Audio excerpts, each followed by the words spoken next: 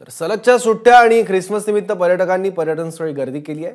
कोकणापाठोपाठ चंद्रपूरच्या ताडोबा व्याघ्र प्रकल्पात पर्यटकांची गर्दी बघायला मिळते आहे। निसर्ग सौंदर्य अनुभवण्यासाठी मोठ्या प्रमाणात पर्यटक ताडोबामध्ये दाखल झाले आहेत। गेल्या काही वर्षात राज्यातील व्याघ्र प्रकल्पांच्या प्रवेश प्रक्रियेत उत्तम सुसूत्रता आली आहे। त्यामुळे पर्यटकांना बुकिंग्स घरी बसल्या ऑनलाईन करता येत आहेत। त्यामुळे ताडोबाला पोहोचणाऱ्या पर्यटकांच्या संख्येत वाढ होते आहे। याचा आढावा घेतला आपले प्रतिनिधी सारंग पांडेंनी। क्रिसमस आणि नवीन वर्षाच्या ज्या सुट्ट्या आल्या आहेत त्यामुळे राज्यभरातली जी पर्यटन स्थळं आहेत ती हाऊसफुल झाली आहे आणि चंद्रपूर जिल्ह्यातलं जे ताडोबा व्याघ्र प्रकल्प आहे त्याच्यामध्ये देखील पाहिलं तर पर्यटकांची जी गर्दी आहे ते मोठ्या प्रमाणात दिसत आहे।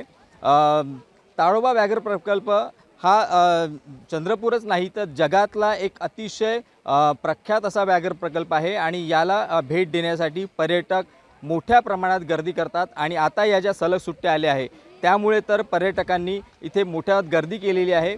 विशेषतः ताडोबा जे आहे ते रेल्वे विमान किंवा रोड या कनेक्टिव्हिटीने अतिशय चांगल्या पद्धतीने जोडल्या गेला आहे आणि त्यामुळे देखील पर्यटक जे आहे ते मोठ्या तिथे गर्दी करतात। सकाळी आणि संध्याकाळच्या शिफ्टमध्ये पर्यटक जे आहे ते व्याघ्र सफारीचा आनंद घेत आहे आणि विशेष म्हणजे यावेळी बबली युवराज यासारखे जे वाघ आहे आणि त्यांचे परिवार आहे यांचं मोठ्या प्रमाणात पर्यटकांना दर्शन होत आहे। अनेक पर्यटक असे इथे आहे की फक्त एन्जॉय करण्यासाठी म्हणजे त्यांना बरेच वेळा सफारी पण मिळत नाही, मात्र हा परिसर इतका सुंदर आहे, हिरवा निसर्ग आहे, जंगल आहे, अतिशय सुंदर वातावरण आहे। त्यातल्या त्यात आता थंडीचे दिवस असल्यामुळे एक गुलाबी थंडी अनुभवण्यासाठी देखील पर्यटक जे आहे ते ताडोबामध्ये गर्दी करत आहे। सारंग पांडे, एबीपी माझा, मोहर्ली, चंद्रपूर। दरम्यान याबाबत पर्यटकांनी काय प्रतिक्रिया दिल्यात त्याही पाहूयात।